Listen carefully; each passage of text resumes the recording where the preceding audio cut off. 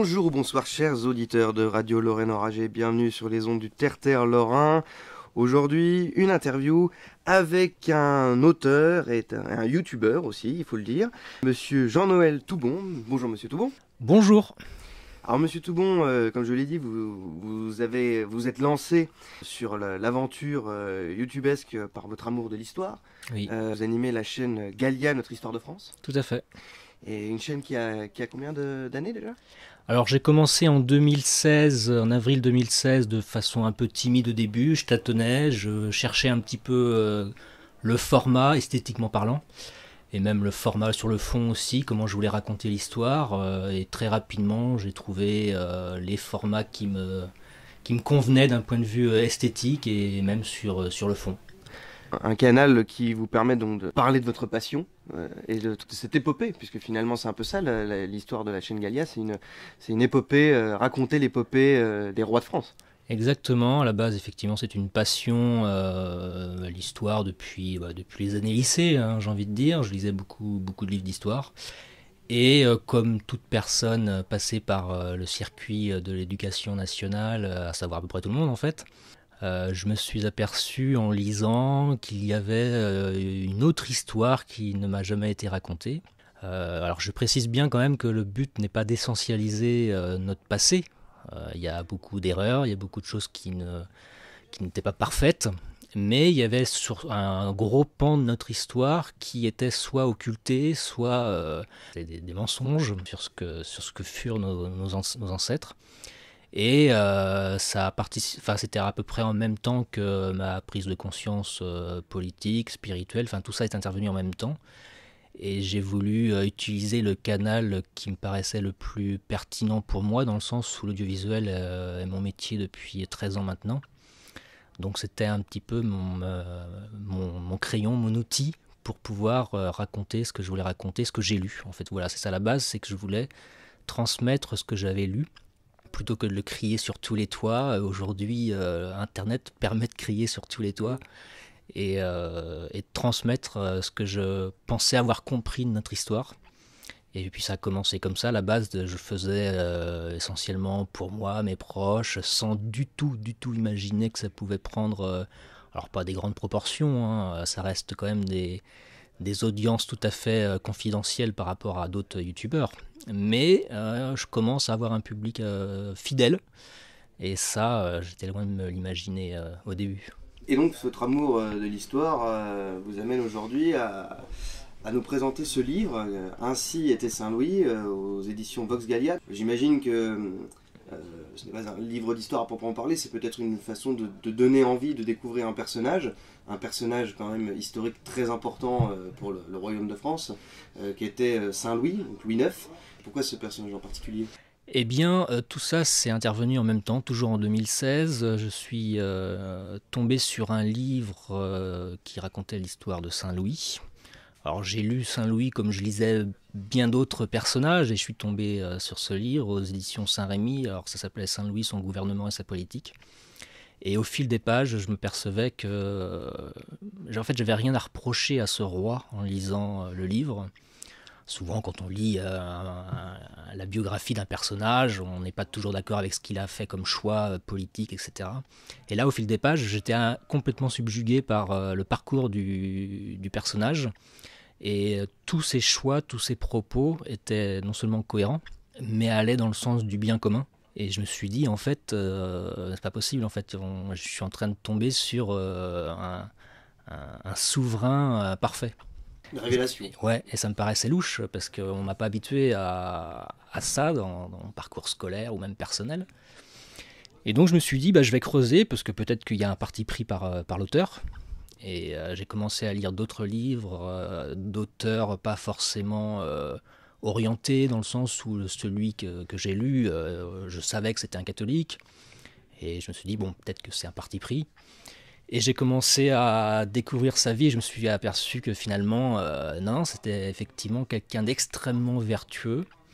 Et un jour, un ami m'a posé la question, parce que j'étais en train de travailler sur ce livre. Il me disait, mais qu'est-ce que tu me conseilles comme livre pour découvrir la vie de Saint-Louis ?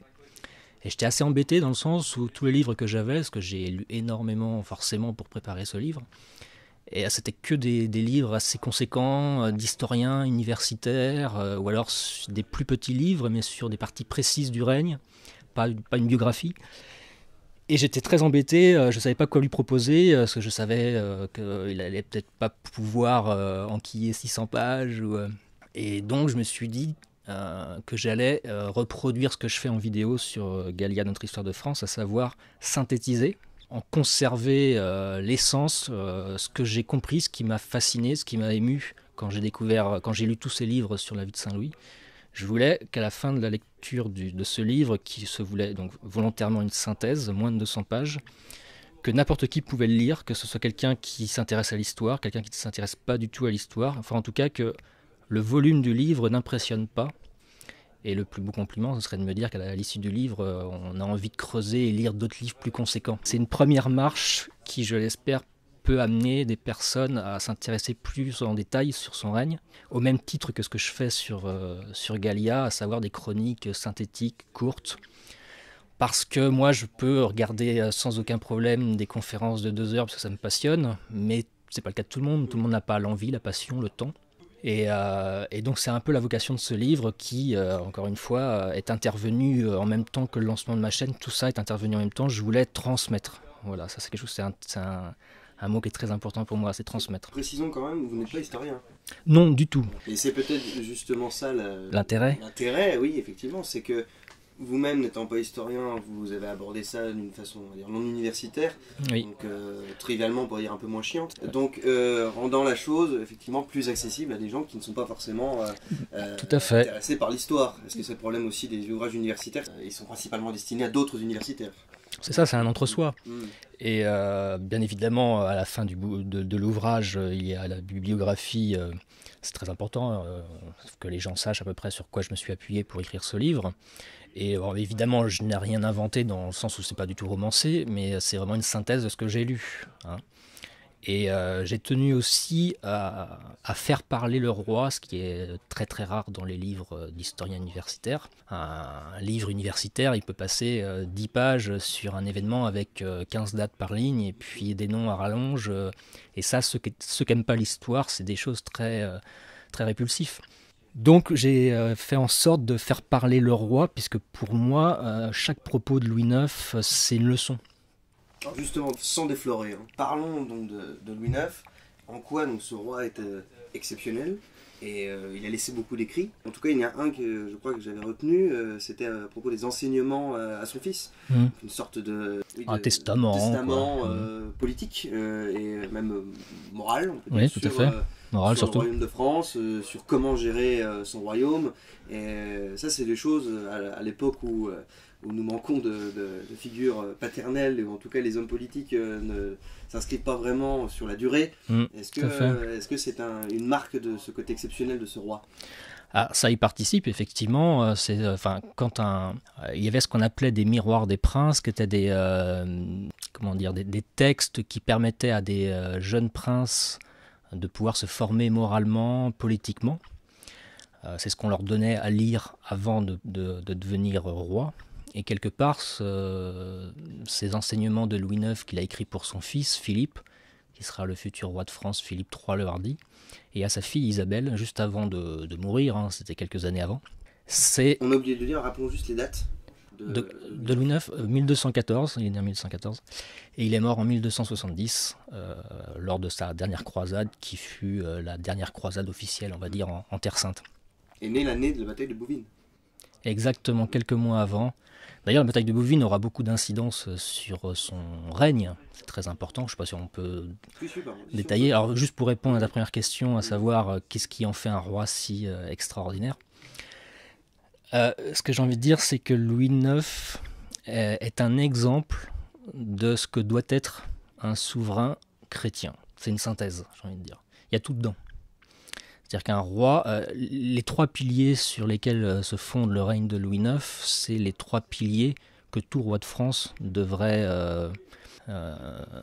mettre au cœur de sa politique.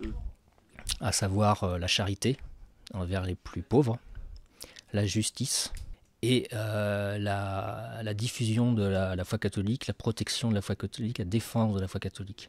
Ces trois piliers-là, quand un roi de France se fait sacrer, il s'engage à défendre la foi catholique, à défendre l'Église. Tous les rois ne l'ont pas fait de la même manière, avec la même intensité. Ils l'ont tous quasiment plus ou moins fait, mais pas au point de Louis IX. Et c'est la première fois, enfin on a un exemple de ce qu'est un gouvernement exercé à l'aune des évangiles. Et donc si on se pose la question comment serait gouverné un royaume, même une république catholique, peu importe le régime, sur des fondements essentiellement et purement catholiques, à quoi ça ressemblerait? On peut lire la vie de Louis IX et on sait à quoi ressemblerait un royaume, ou en tout cas un État catholique, ça ressemblerait à sa façon de gouverner. Donc ces trois piliers, charité, justice et défense de la foi, comme c'est le seul roi à ma connaissance, mais en même temps, peut-être qu'il y a 2-3 qui l'ont fait comme ça, c'est le seul qui l'a poussé à cet extrême-là. Et c'est ce qui a fait que ses contemporains le considéraient déjà comme un saint roi. C'est ce qui fait que ses ennemis le considéraient comme un saint roi. C'est ce qui fait que les souverains européens faisaient appel à Louis IX pour les aider à rendre la justice, j'ai envie de dire. C'est un peu un raccourci, mais en gros, à rendre la justice dans leur royaume. On faisait appel à la justice de Louis IX dans d'autres monarchies. Donc c'est un peu dingue. C'était un petit peu l'ONU de l'époque, quoi. Véritable aura religieuse voilà, et politique. On savait qu'avec Louis IX, il y avoir une bonne justice. La justice allait être rendue. Et la fameuse image d'Épinal. Mais complètement sous son chêne. Voilà, c'est ça, à Vincennes. Et la défense de la foi, donc c'est par l'intermédiaire donc déjà de ces deux croisades, principalement la première, puisque la deuxième, elle a duré 1 mois, donc il n'y a pas eu grand-chose de fait. Rappelez les dates des croisades ? Alors 1248, 1254 pour la première, et la deuxième, 1270, ça a commencé en juillet et ça a fini le 25 août à sa mort, donc ça a duré 1 mois et demi, quoi. Il est mort à Tunis. Donc dans la défense de la foi, c'est la conversion des non-catholiques, et ça c'est un gros mot aujourd'hui. C'est comme le mot croisade, c'est un gros mot. Comme le mot croisade, même si à l'époque on ne parlait pas de croisade, c'est un terme assez contemporain. À l'époque c'était des pèlerinages.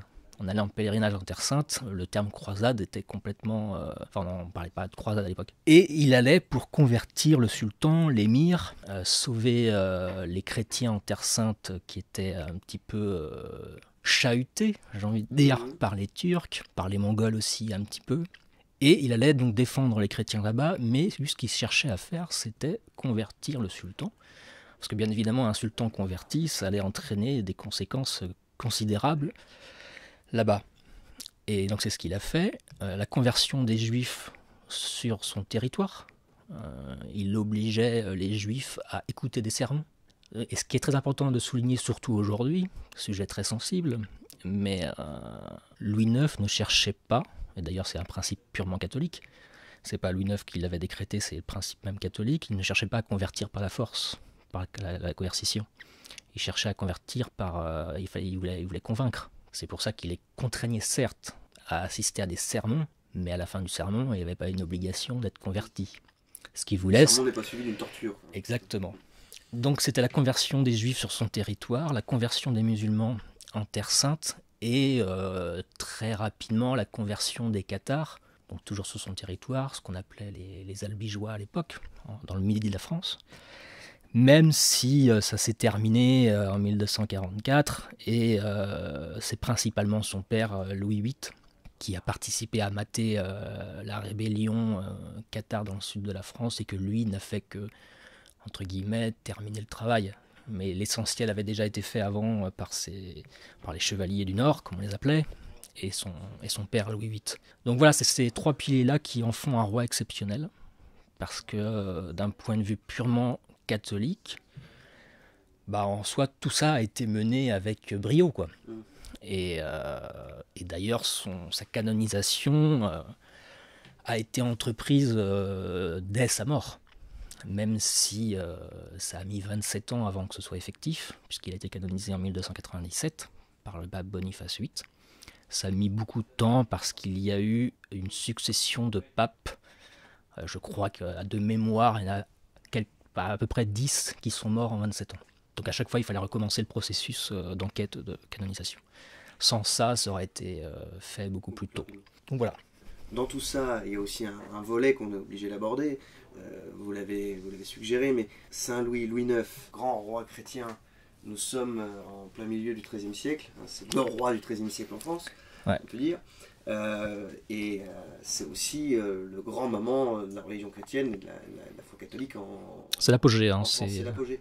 Est-ce que, parce qu'aujourd'hui, on a un peu parlé de ça avec les croisades, mais est-ce qu'on pourrait, on pourrait reprocher beaucoup de choses aujourd'hui en disant, mais vous comprenez, Saint-Louis, les croisades, parce qu'aujourd'hui on fait très facilement le parallèle, par exemple, entre des attentats terroristes et les croisades, en prenant des termes actuels pour analyser des événements du XIIIe siècle. C'est toujours ça. Ouais. Est-ce que c'est pas justement le gros problème aujourd'hui qui consiste à utiliser des lunettes du XXIe siècle pour analyser des événements passés? Bah, c'est ce qu'on a tendance à faire, j'ai presque envie de dire, peut-être que c'est humain de vouloir juger le passé avec les yeux d'aujourd'hui, mais on l'a surtout fait plus que les croisades. Enfin, en tout cas, c'est ce que je note dans les réactions des gens sur mes vidéos, mais c'est plus sur son comportement à l'égard des juifs, où là, bien évidemment, on part du principe que la rouelle, donc c'est cette étoffe qu'on faisait poser sur le vêtement des juifs, on l'associe tout de suite à l'étoile jaune des juifs. Voilà. Sauf que c'est tout à fait un anachronisme, c'est-à-dire parler d'antisémitisme au XIIIe siècle, c'est un non-sens. C'est-à-dire que l'homme du XIIIe siècle n'avait jamais rien à reprocher à l'homme, aux croyants. Ce qu'il combattait, l'homme du XIIIe siècle, c'était la foi, l'hérésie, l'erreur. L'erreur était combattue farouchement, mais l'homme à aucun moment n'était combattu. On vous dira que c'est la même chose. Dans quel sens? On vous dira que c'est la même chose dans le sens où, oui, mais si on combat par exemple un homme en lui expliquant qu'il se trompe dans sa religion, on s'en prend aussi à cet homme-là parce que quelque part on lui explique qu'il n'est pas libre, il n'a pas son libre arbitre, il ne peut pas faire ce qu'il veut, etc. Mais il y a une notion qui n'existait pas à l'époque, même si mes contradicteurs me diront que si, c'est la notion de persécution. C'est-à-dire que Louis IX, moi j'entends très régulièrement dans les médias officiels ou les documentaires, même s'il n'y a pas beaucoup de documentaires sur Saint-Louis, que Louis IX a persécuté les juifs, sauf que j'ai jamais vu de persécution de juifs à l'égard de Louis IX, bien au contraire. C'est-à-dire que quand il y a eu des pogroms à l'encontre des juifs, il y en a eu de la part de la population. Louis IX les condamnait vigoureusement, il allait même jusqu'à protéger les synagogues qui étaient en danger de subir des pogroms. Pendant le procès du Talmud qui a eu lieu entre 1240 et 1244, où on a fini par brûler une vingtaine de charretées de Talmud, Louis IX a exigé qu'il y ait un débat entre les théologiens catholiques, les clercs catholiques, et puis les rabbins, pour pouvoir discuter, c'est ce qu'on appelait à une époque la disputatio, le débat, l'échange, la joute verbale sur ce problème que posait le Talmud. Et ce qu'oublient de dire nos contradicteurs, c'est que là on ne parle pas de la Torah, on ne parle pas du texte saint des Juifs, on parle du Talmud qui est postérieur au christianisme, qui a été découvert quelques siècles avant, enfin un siècle avant, au XIIe siècle je crois, enfin les textes sont arrivés entre les mains des catholiques. Et donc c'est le Talmud précisément que Louis IX combattait pour les insultes proférées à l'encontre de la Sainte Vierge et du Christ. Et donc à aucun moment Louis IX n'a cherché à retirer les textes saints. Il faut savoir c'est que l'Ancien Testament est aussi un texte saint pour les catholiques. Donc Louis IX ne considérait pas les juifs de la même manière que les musulmans. Pour Louis IX, les juifs étaient des personnes qui avaient renié le Christ. Et en gros, pour faire un peu trivial, il leur manquait pas grand-chose pour accéder à la vérité. Alors que pour lui, le musulman était une hérésie, c'était une secte. D'ailleurs, son échange qu'il a eu, qu'il semblerait, parce que que Louis IX aurait eu en captivité quand il était à la Mansoura, quand il a échangé avec le sultan, il est resté à peu près un mois en captivité, et il a feuilleté le Coran, quoi. Et d'ailleurs, dans mon bouquin, je relate l'échange qui semblerait avoir eu lieu entre les deux hommes. Et il y avait du respect ultime entre les deux croyants. C'est ça qui est fascinant. C'est pour ça que je reviens sur ce que je disais, à savoir le respect de l'homme. Il y avait un respect entre les deux souverains. À aucun moment, il y a eu des violences, que ce soit verbales ou physiques. Les deux se respectaient. Ils discutaient et Louis IX a passé sa captivité à chercher à convertir le sultan. La mort ne l'effrayait pas, parce que pour un catholique authentique, la mort du corps n'est rien comparativement à la mort de l'âme.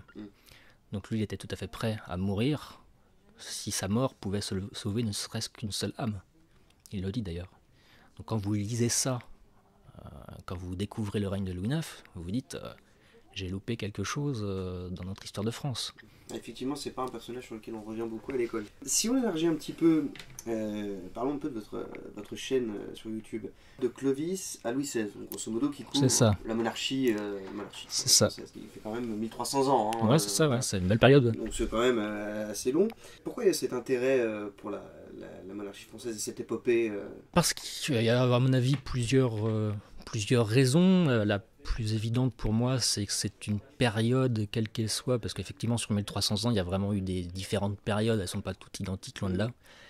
Il y avait une notion que je ne retrouve pas aujourd'hui, c'est le sens du bien commun et des valeurs. C'est-à-dire que le souverain devait rendre des comptes de ce qu'il faisait auprès de ses sujets et auprès de Dieu.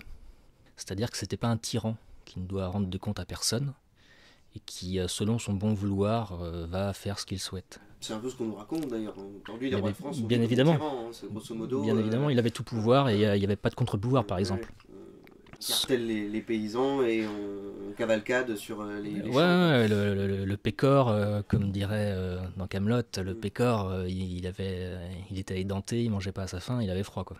Sauf que c'était pas tout à fait ça, en fait. Et ça, c'est pareil, ça fait partie des choses que j'ai découvert en lisant l'histoire de notre passé. Je me dis, mais en fait, il n'y a pas qu'au niveau de la monarchie, du roi ou des seigneurs, etc., même au niveau de la paysannerie. Là, je viens de sortir un livre qui s'appelle Les origines du servage en France. Plein de choses là-dessus à savoir aussi. Mais alors, je suis votre question. Oui, pourquoi la monarchie ? Donc, le bien commun que je ne retrouvais pas, et là, je m'aperçois que c'était quelque chose d'important. Et d'ailleurs, je le redis, mais pendant le sacre, il devait défendre les plus faibles. Et ça, c'est quelque chose qui est très important, qui est assez émouvant, quelque part. Il y a énormément de témoignages de rois qui montrent qu'ils avaient le souci du bien commun, du plus faible, du plus pauvre.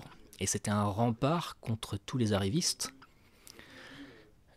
qu'on connaît aujourd'hui. C'est-à-dire que toute la bourgeoisie, qui est forcément beaucoup plus récente, mais à chaque fois, elle était confrontée au protecteur, le père du peuple, le père des pauvres, qui était le roi de France, et il ne pouvait pas faire tout ce qu'il voulait parce qu'il y avait le roi qui en définitive était là, en dernière instance, était là pour protéger le plus faible, et ça a toujours été un rempart parce que c'était le père de la grande famille qui était le royaume de France, comme un père est le chef de sa famille. Le roi craignant lui-même le pouvoir de Dieu. Bien évidemment, c'est-à-dire que le roi ne pouvait pas faire, alors effectivement c'est en théorie parce qu'ils l'ont pas tous fait à ce niveau de Saint-Louis, mais était redevable de ce qu'il faisait sur terre. Il devait sauver son âme.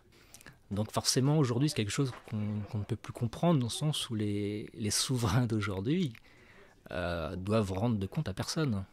Il y a ça, et il y a aussi la notion du temps long. C'est-à-dire que le roi s'inscrivait dans une lignée. C'est-à-dire qu'il héritait d'un royaume avec ses défauts et ses qualités, de ce qu'a pu faire son prédécesseur. Mais en tout cas, il savait qu'à sa mort, il devait le rendre à son fils. Et quel père voudrait rendre une entreprise en mauvais état à son fils ? Personne. Et bien, c'était pareil pour le roi de France. Lui, ce qu'il voulait, c'était transmettre le royaume dans le meilleur état possible, parce qu'il savait qu'il s'inscrivait dans une lignée. Et aujourd'hui, on est sur... on gouverne avec une vision à 5 ans. Donc, c'est-à-dire qu'on fait plein de promesses, qu'importe, parce qu'on sera peut-être plus aux manettes 5 ans après. Et c'est le successeur qui devra hériter de tout ce qui a été fait de bien ou de mal. Souvent de mal d'ailleurs. Parce que du coup, il doit rendre de compte à personne. Et c'est ça qui fait la différence. Alors soyons un peu taquins pour la fin. Alors nous enregistrons, nous approchons de la date du 21 janvier. Pour ceux qui sont coutumiers de cette date, le 21 janvier 1793, c'est la décapitation de Louis XVI. C'est ça. Donc la fin de la monarchie. Il y a eu un sursaut au 19e, mais oui, on va dire la fin, oui. En tout cas, la révolution est passée par là. Aujourd'hui, nous vivons dans une république laïque, en tout cas, qui a mis la Bible aux orties et qui aujourd'hui est biberonnée par les droits de l'homme. Oui. Et vous qui êtes très intéressé par des questions d'histoire, est-ce qu'on pourrait penser que le problème de la République, bon, qui n'est pas, qui a elle-même des croyances et sa propre religion, hein, malgré ce qu'elle dit, mais aujourd'hui peut-être que ce qui manque, on voit bien en France avec les différents sujets, les différents événements que nous traversons, est-ce qu'il n'y a pas ce manque de transcendance, ce manque de modèle, et comme vous l'avez un peu suggéré, ce manque d'implication dans le temps, sur une durée longue? Bah, bien sûr que si, et les ennemis de la monarchie, alors ils sont multiples, hein, bien évidemment, mais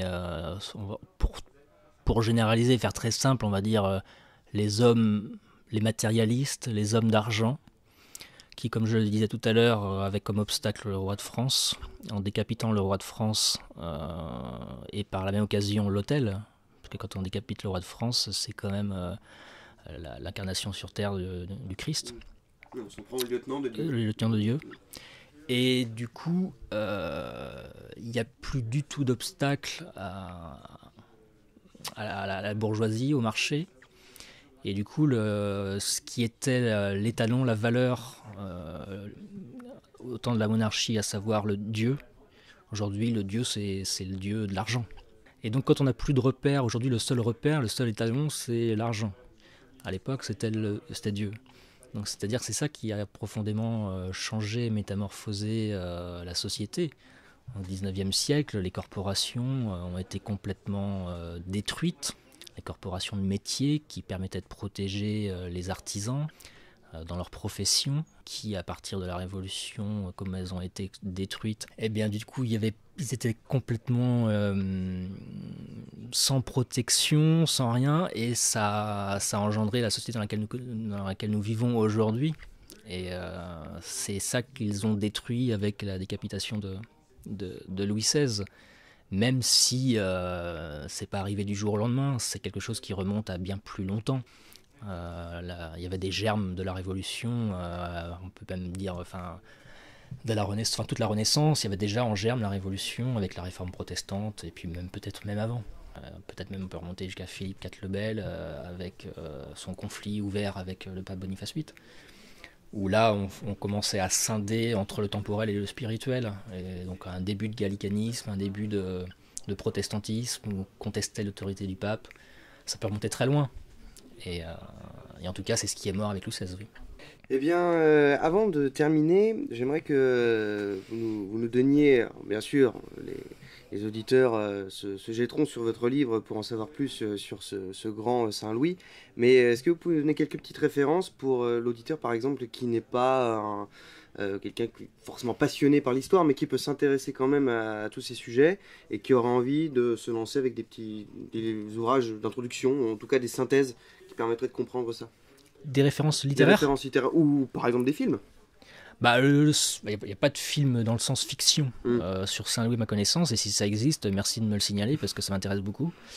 Le seul documentaire, c'est celui que Stéphane Bern a fait avec France 2 dans Secret d'Histoire sur la vie de Saint-Louis. Il y aurait beaucoup de choses à dire, quelques-unes à dire. Mais en gros, c'est bien fait. Là, c'est quand même une première approche. Après, sur les ouvrages, pour ceux qui ont la patience, l'énergie, le Saint-Louis de Jacques Le Goff est juste passionnant. Mais en même temps, attention, là, on est sur du 1200 pages. Là, c'est vraiment universitaire, quoi. Non, dans le fond, ça se lit très très bien. Ouais. La vie de Saint-Louis dure 300 pages, donc pas de panique. D'accord. Tout le reste, c'est vraiment l'analyse froide sur plein de points précis de son règne. D'accord. Et alors, après, pour ceux qui aiment la belle littérature, il y a le roman de Saint-Louis de Villiers, qui est très bien écrit, qui est magnifiquement écrit. Après, il y a un côté romancé, donc c'est peut-être plus facile pour ceux qui ne veulent pas rentrer dans quelque chose de très universitaire, mais un peu plus romancé. Même si sur le fond, il n'y a rien à dire, quoi. Et après, ce sont des livres, il y a Jean Richard, mais après on est sur du 500-600 pages. Je sais que ça peut effrayer, mais en tout cas mon livre, c'est le but de mon livre, c'est d'être synthétique. Mais je pensais aussi à l'histoire de France en général, notamment, et la monarchie en particulier. Ah, il y a le Bainville qui est important dans l'histoire de France, même s'il faut prendre en considération le fait qu'il n'y a pas le côté transcendant, spirituel et catholique de la monarchie. Ouais. Donc ça c'est bien dommage, même s'il est bien fait, et puis vous traversez tous les siècles de la monarchie de façon très simple, très rapide, c'est très agréable à lire.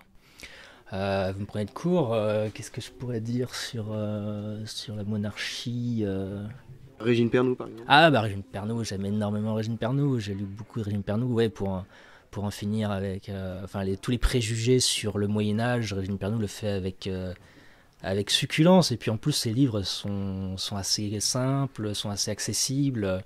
C'est dommage qu'il n'y ait pas assez de vidéos d'elle sur internet, parce que c'est une femme qui n'est plus de ce monde, mais en tout cas qui a apporté énormément à la littérature médiévale, très important. Donc bien sûr Régine Pernoud, je vous invite à la lire. Bien, monsieur Toubon, merci. Merci beaucoup pour votre intervention. Merci à vous. Comme je l'ai dit, nous recommandons à nos auditeurs de lire Ainsi était Saint-Louis aux éditions Vox Gallia. Vous en saurez plus sur ce grand personnage qu'était Saint-Louis. Et comme vous l'avez précisé, c'est une bonne synthèse pour découvrir le personnage et ce qu'était un roi de France. Exactement. Digne de ce nom.